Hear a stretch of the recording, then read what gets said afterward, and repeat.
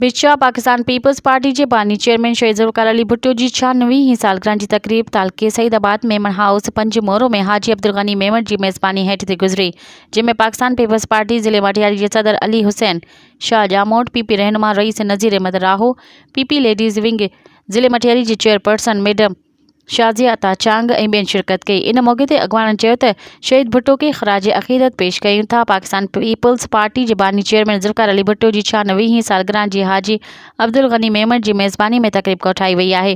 हुन चयो त पाकिस्तान पीपल्स पार्टी अवामी पार्टी आहे, जॾहिं त मेमन हाउस पंज मोरो में 50 पाउंड जो केक कटियो वियो। मज़ीद ख़बरनि ऐं तफ़सीलात लाइ विज़िट कयो असांजी वेबसाइट www.awamiNewsHD.com ऐं ॾिसंदा रहो अवामी न्यूज़ HD।